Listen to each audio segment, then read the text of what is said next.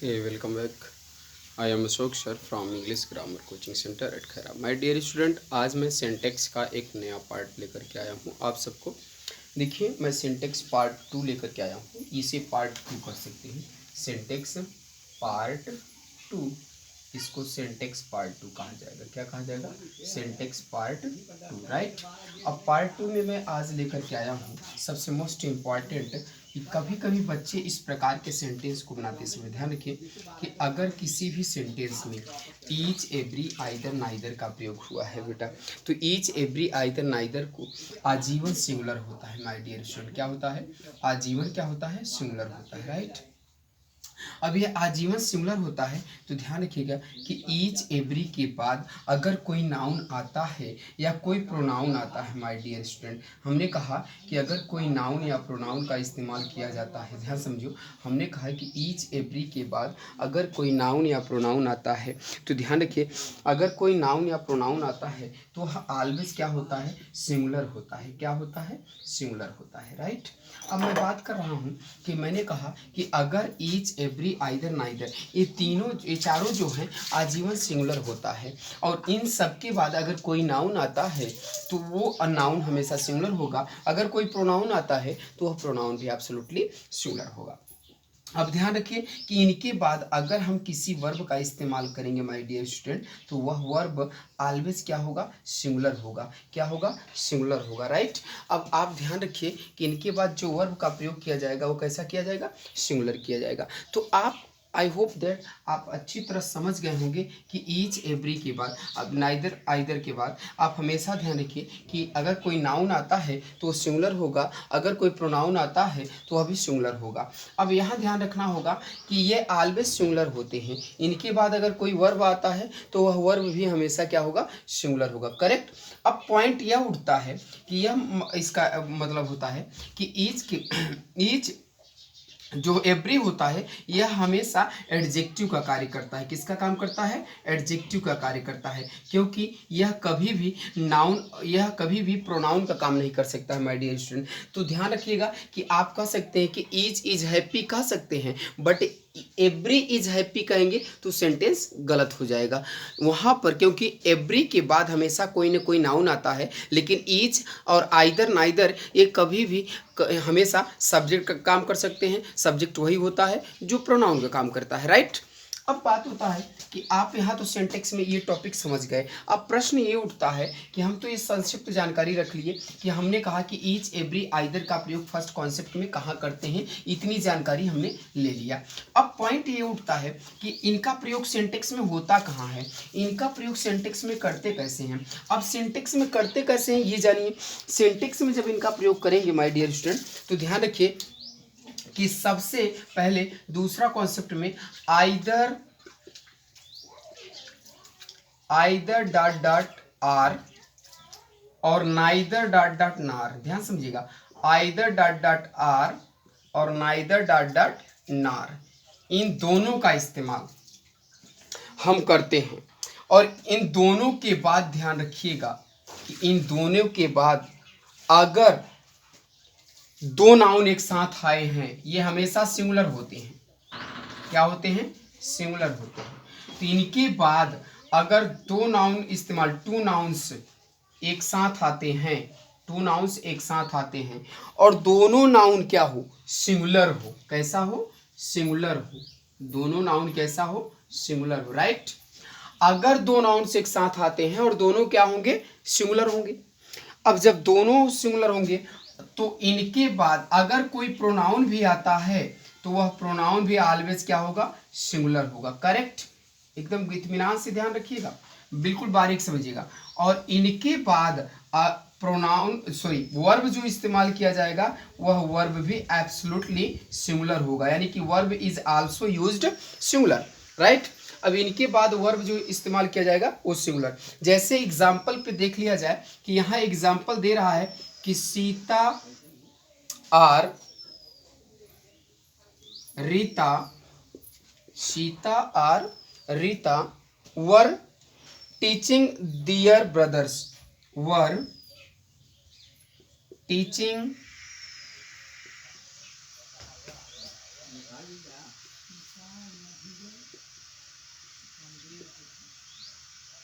Brothers, right. अब यहाँ 2 sentence है। एक सेंटेंस मैंने दिया कि सीता और Rita were teaching their 2 brothers. अब पॉइंट यहाँ पर ध्यान रखिए कि Sita and Rita were teaching. अब सीता जो है सिंगुलर है, 2 सब्जेक्ट है, रीता भी सिंगुलर है। इनके बाद जो वर्ब लगा है वो प्लूरल लगा है। और ध्यान रखिए कि यहाँ आर का प्रयोग हुआ है, तो आइदर डॉट डॉट यार या नाइदर डॉट डॉट नार या फिर आर या फिर नार, इन सब का अगर प्रयोग हो रहा है किसी भी सेंटेंस में तो ध्यान रखिए कि वो ऑलवेज सिंगुलर आए, करेक्ट। अब पॉइंट ये उठता है कि यहाँ पर भी देखिए मिस्टेक है, यहाँ पर भी देखिए दियर है। अगर यहाँ पर सीता है तो यहाँ हर होना चाहिए था। अगर यहाँ पर थर्ड पर्सन का प्रोनाउन कुछ भी हो तो यहाँ पर, अगर यहाँ पर मैस्कुलिन जेंडर है तो हीज होगा, थर्ड पर्सन का नाउन या प्रोनाउन आएगा तो। अगर फेमिनिन जेंडर है तो हर होगा, और मैस्कुलिन जेंडर है तो हिज होगा। तो इसको करेक्ट करते हैं तो क्या हो जाएगा, Sita or Rita was teaching her brothers, right. अब सेंटेंस आपका एग्जैक्ट है, राइट है, करेक्ट। तो इस तरह से हम सिंटेक्स को बनाएंगे, सीता, है ना। अब बात आती है, यहाँ पर आप अच्छी तरह से समझ गए हुए। एक और एग्जाम्पल लेते हैं, अच्छी तरह से आप इसको नोट कर लीजिएगा, बिल्कुल उतार लीजिएगा, कोई जल्दबाजी नहीं है। आप कॉपी कलम लेकर के बैठ जाइए और आप उतारिए एक एक कॉन्सेप्ट को, एक एक फैक्ट को आपको मैं समझाऊंगा। मैं अशोक सर आप सबके लिए मेहनत करता हूं, आपके लिए मैं लाता हूं, दिन रात मैं आपके लिए काम करता हूं कि ताकि आप अंग्रेजी सीख सकें, आप अंग्रेजी में ना क्रांति ला सकें। आपको कोई भी फैक्ट आपके नज़रों से आपको मैं छोड़ना नहीं चाहता हूँ, आपको सिखाना चाहता हूँ। तो आप अगर रेडी हैं ना, फॉलो कर रहे हैं हमें, तो बेशक मैं आपके लिए तैयार हूँ। मुझे आज ना 4000 लोग फॉलोअर्स हो गए हैं आप सबके बदौलत। आपने मुझे कितना प्यार करते हैं ये मुझे पता है, इसीलिए मैं आप लोगों के लिए ना हर दिन एक एक नए वीडियो लेकर के आता रहता हूँ। ये सिंटेक्स का दूसरा पार्ट है। सिंटेक्स ध्यान रखिएगा कि इंटर क्लास में हमेशा ध्यान रखिए 3 से 4 नंबर का आता है क्वेश्चन। और कोई भी कम्पिटेटिव एग्जाम देते हैं ना, एसएससी, सीपीओ, सीजीएल से banking, PU, if you any competitive exam others, आपके कोई भी कम्पिटेटिव एग्जाम देते हैं ना, तो इनका बहुत महत्वपूर्ण रोल होता है। It's very important for the examination, it's very important for you. आप नेवर थिंक्स आइदर राइट और रॉन्ग, आप सोचिए मत कि क्या सही है क्या गलत है। तो मैं जो कह रहा हूं आप इस पर विशेषकर ध्यान रखेंगे। तो मैं अगले एग्जाम्पल की बात करता हूं, तो देखते हैं, आप अच्छी तरह से समझिएगा, आप इसको उतारने का प्रयास करिएगा और आप बारीक से आप पढ़ने का प्रयास करिए। मैं ना एक एक पॉइंट आपको बताऊंगा, एक एक कॉन्सेप्ट आपको सिखाने आया हूं। अब देखिएगा यहाँ पर हमने लिखा एक एग्जाम्पल कि आइदर सोहन आर रोहन, है ना, हैव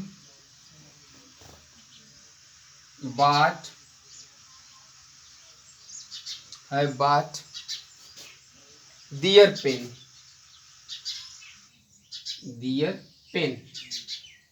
एग्जाम्पल हमने लिख दिया, आइदर सोहन और Rohan have bought their pen। अब मिस्टेक देखिए, सोहन सिंगुलर है, सोहन सिंगुलर है, रोहन भी सिंगुलर है। अब यहाँ हैव आया और यहाँ दियर आया, राइट। तो अब यहाँ पर एरर क्या है, इनकरेक्ट सेंटेंस है, क्योंकि कह रहा है कि आइदर डॉट डॉट आर के बाद अगर कोई नाउन, 2 नाउन आ रहे हैं, दोनों नाउन सिंगुलर होंगे और इनके बाद वर्ब का प्रयोग हमेशा सिंगुलर किया जाएगा, लेकिन यहाँ पर प्लूरल किया गया है। अब पॉइंट पे ध्यान रखिए कि अगर किसी भी सेंटेंस में either dot dot or, neither dot dot नार या आर से जुड़े हुए है कोई सेंटेंस है, अगर तीनों थर्ड पर्सन का प्रोनाउन आया है और थर्ड पर्सन का नाउन आया है, तो उसके लिए अगर वह मैस्कुलिन जेंडर है दोनों, तो उसके लिए हम हिज का प्रयोग करते हैं यहाँ पर। अगर अगर यहीं पर मैस्कुलिन जेंडर के स्थान पर फेमिनिन जेंडर होता तो उसके लिए यहाँ पर हर का इस्तेमाल करते। करेक्ट। तो अब पॉइंट पे ध्यान रखिए कि हमने क्या इसको करेक्ट क्या करेंगे, either Sohan or Rohan has bought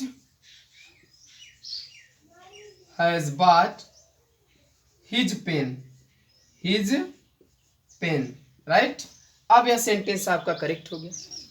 ये सेंटेंस आपको इस प्रकार का सेंटेंस आपके एग्जाम में 2 से यानी 4 से 6 नंबर तक का आपके एग्जाम में आता है। मैक्सिमम मान लीजिए कि इसी वो 4 नंबर का आपके पेपर में आएंगे, राइट। तो आप अच्छी तरह से उतार लीजिएगा।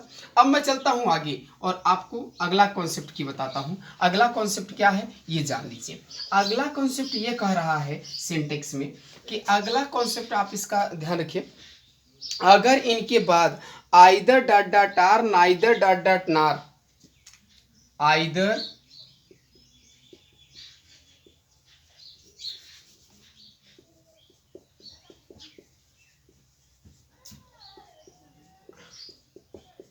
neither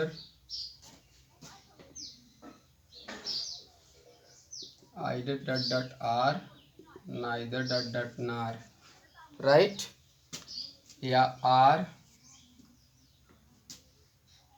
या नार का प्रयोग हुआ हो, ध्यान रखना है। तीन के बाद सिंगुलर सब्जेक्ट आएगा। कैसा आएगा, सिंगुलर सब्जेक्ट आएगा। ध्यान सुनिए, कैसा, सिंगुलर सब्जेक्ट का प्रयोग करेंगे। और ध्यान रखिए कि अगर सब्जेक्ट एक सिंगुलर हो, एक सब्जेक्ट सिंगुलर हो और एक सब्जेक्ट आपका प्लूरल हो, क्या हो, प्लूरल हो। अगर एक सब्जेक्ट सिंगुलर हो, पहला सब्जेक्ट सिंगुलर हो और दूसरा सब्जेक्ट प्लूरल हो, या एक सब्जेक्ट सिंगुलर हो और दूसरा सब्जेक्ट प्लूरल हो, तो ध्यान रखिएगा कि इनके साथ जो वर्ब लगेगा वो प्लूरल लगेगा। कैसा लगेगा, प्लूरल लगेगा, राइट। अब ध्यान रखिएगा, हमने कहा कि अगर इनके बाद ये सब्जेक्ट सिंगुलर हो और दूसरा सब्जेक्ट प्लूरल हो तो उनके साथ हमेशा वर्ब कैसा आएगा, प्लूरल आएगा, राइट। और इनके साथ अगर कोई प्रोनाउन आया है तो वह प्रोनाउन भी आपका क्या होगा कि प्रोनाउन भी आपका प्लूरल होना चाहिए, राइट। तो अब एक चीज समझिएगा, वो कैसे, जैसे यही कह दिया जाए एग्जाम्पल में कि यहाँ पर लिख दिया जाए कि either Sohan or his friends, ध्यान समझिएगा, हैज bought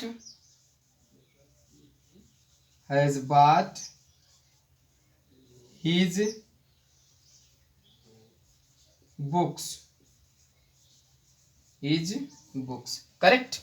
अब ध्यान रखिए कि यहां पर आइदर के बाद सोहन सिंगुलर है, सोहन कैसा है, सिंगुलर है, लेकिन हिज फ्रेंड्स है ये जो है प्लूरल है। किसमें है, प्लूरल है।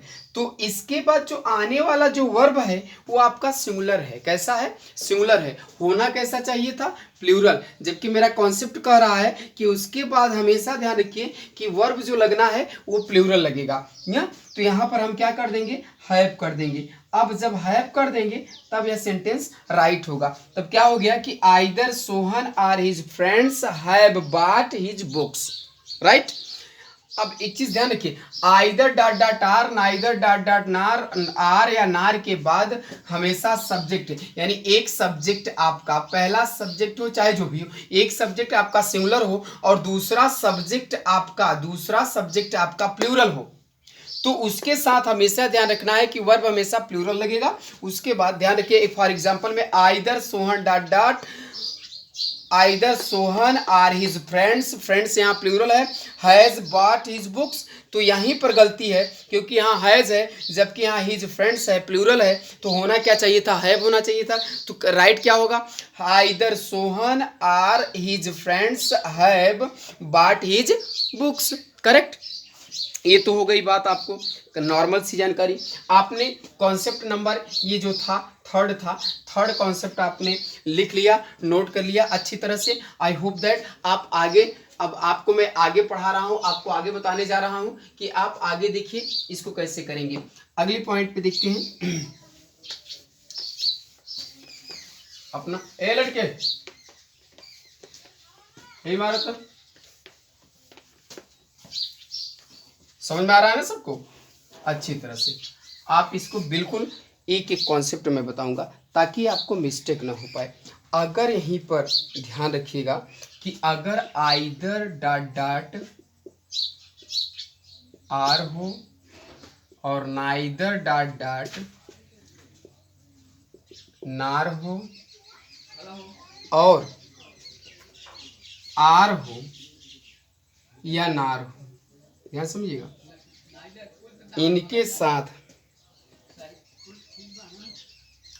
सब्जेक्ट तीनों पर्सन का प्रोनाउन क्या हो, तीनों पर्सन। अगर सब्जेक्ट तीनों पर्सन का हो, क्या हो, तीनों पर्सन का प्रोनाउन हो, तीनों पर्सन का हो, है ना, तीनों पर्सन का हो। और साथ ही साथ ध्यान रखना होगा कि अगर तीनों पर्सन का मतलब कि 1 2 3 आया हो तो उसको हम ध्यान रखना होगा कि उसे हम बनाते समय हमेशा ध्यान रखिए कि पहले हम सेकंड पर्सन को रखेंगे, फिर उसके बाद हम थर्ड पर्सन को रखेंगे, फिर उसके बाद फर्स्ट पर्सन को रखेंगे। इस कॉन्सेप्ट का हमें इस्तेमाल करना है। अब ध्यान रखिएगा कि जब वर्ब जो लगता है वो अंतिम वाले यानी कि लास्ट वाले, ध्यान रखिएगा कि लास्ट वाले प्रोनाउन या नाउन के अनुसार लगेगा। लास्ट वाला अगर प्रोनाउन या नाउन आया है, अगर ये लास्ट वाला प्रोनाउन या नाउन है और यह लास्ट वाले प्रोनाउन के अनुसार हम वर्ब का प्रयोग करते हैं। वर्ब का प्रयोग किसके अनुसार करेंगे, यानी कि लास्ट पर्सन के अनुसार। किसके अनुसार, लास्ट पर्सन के अनुसार हमें, यानी कि verb is used according to the last person। Verb is used according, एकदम बिल्कुल एक एक बारीक लिख लीजिए आप लोग ताकि आप लोगों का मिस्टेक ना हो। according to the last person, यानी कि लास्ट पर्सन के अनुसार हमें वर्ब का इस्तेमाल करना होगा। ध्यान रखिए अगर किसी सेंटेंस में तीनों पर्सन का प्रोनाउन एक साथ आया हो यानी 1 2 3 का प्रयोग हुआ हो तो उसके साथ ध्यान रखिए कि हमेशा उसे करेक्ट करते समय हम क्या करेंगे, यहाँ पर ध्यान रखिए करेक्ट करते समय ऐसे सेंटेंस को हम 2 3 + 1 का इस्तेमाल करेंगे और उनके साथ अब प्रोनाउन या नाउन का प्रयोग होगा। अगर वही ध्यान रखिए कि इनके साथ जब वर्ब लगेगा तो हमेशा ध्यान रखिए कि जो कह रहा है कि verb is used according to the last person, अंतिम वाले पर्सन के अनुसार हमें वर्ब का इस्तेमाल करना होगा। अब एक चीज और ध्यान रखिए कि अगर यहाँ पर ध्यान रखिए कि 2 + 3 + 1 का इस्तेमाल करेंगे तो वर्ब होगा प्लूरल। क्या होगा, प्लूरल। ये एक कॉन्सेप्ट होता था, है ना। अगर 2 + 3 का इस्तेमाल किए तो वर्ब आया प्लूरल। ध्यान रखिएगा एक एक कॉन्सेप्ट हम बता रहे हैं। अगर यहीं पर क्या हो, यानी कि 2 + 1 हो तो वर्ब होगा प्लूरल। क्या होगा, प्लूरल, राइट। अगर यहीं पर 3 + 1 होगा तो वर्ब होगा प्लूरल। क्या होगा, प्लूरल, राइट। परंतु अब यहां समझना होगा कि ये तो आपको कॉन्सेप्ट पे लगाना ही है, लेकिन ध्यान रखिएगा कि जब यहां कह रहा है, ये तो उतार लिए ना आप लोग। अब आगे चलते हैं, हम देखिए मिटाता हूं, मैं आगे चलता हूं, एग्जाम्पल देखता हूं। कह रहा है कि यहीं पर ध्यान रखिए कि अगर तीनों पर्सन का प्रोनाउन आया है, जैसे एग्जाम्पल दिया हो कि either he or you are coming to my place, coming to my place, right. अब ध्यान रखिए कि यहाँ पर दो पर्सन आया है, थर्ड पर्सन सेकेंड पर्सन, और वर्ब प्लूरल लगा है। इसी को हम बनाते हैं तो क्या हो जाएगा, आइदर यू, पहले कह रहा है सेकेंड पर्सन 2 + 3 + 1, यही कह रहा है फार्मूला, तो हम इसका इस्तेमाल करेंगे। लेकिन वर्ब किसके अनुसार लगेगा, जो आर के बाद आएगा। अब यहाँ देखिए ही, अब ही आया तो ही देखो सिंगुलर है, तो वर्ब यहाँ आर है ना, होना क्या चाहिए था, is coming to my place, to my place. इस प्रकार का कॉन्सेप्ट आपको इस्तेमाल करना है कि जो यहाँ पर वर्ब होगा, सॉरी जो यहाँ पर प्रोनाउन होगा उसके अनुसार हमें यहाँ वर्ब लगाना है। अगर यहाँ प्लूरल है तो एब्सोल्युटली वर्ब भी प्लूरल होगा, अगर यहाँ सिंगुलर है तो एब्सोल्युटली वर्ब सिंगुलर होगा, राइट। तो अब आपको ध्यान रखना होगा कि हमेशा 2, 3, 1 का इस्तेमाल करना है, और वर्ब जो लगेगा इसके अनुसार लगेगा। यानी अगर यहाँ पर सेकेंड पर्सन आता है, अगर यहाँ पर थर्ड पर्सन आता है, पहले सेकेंड पर्सन या थर्ड पर्सन, तो थर्ड पर्सन के अनुसार वर्ब लगेगा। अगर यहाँ पर तीनों पर्सन का एक साथ आया है तो सेकेंड, थर्ड, फर्स्ट, फर्स्ट के अनुसार लगेगा। अब कहने का तात्पर्य है कि यहाँ आई आएगा तो यहाँ पर एम लगेगा ही लगेगा, करेक्ट। कोई दिक्कत? अब नहीं दिक्कत होनी चाहिए। शेष बातें अब यहाँ पर तक तो आई होप दैट आप अच्छी तरह समझ गए होंगे। अब मैं सेंटेक्स का शेष पार्ट मैं कल डिस्कस करूँगा। इसके बाद आप लोगों के लिए बहुत बहुत धन्यवाद, आप सब मुझे टाइम दिए, और मैं चाहता हूँ कि आप लोग इस वीडियो को अच्छी तरह से देखें, फॉलो करें, और आप उन छात्रों तक पहुँचाइए जिनको इसकी ज़रूरत है। यह इंटर सिलेबस का मोस्ट इंपॉर्टेंट पार्ट है आप लोगों के लिए। आप लोग इसको विशेषकर ध्यान रखेंगे, क्योंकि करेक्ट इनकरेक्ट से आप लोगों को 3 से 4 क्वेश्चन, 3 से 4 नंबर का आएगा, 6 क्वेश्चन दिया रहेगा आपके पेपर में, राइट। तो आप इसको विशेषकर ध्यान देंगे। Okay, thank you, best of luck.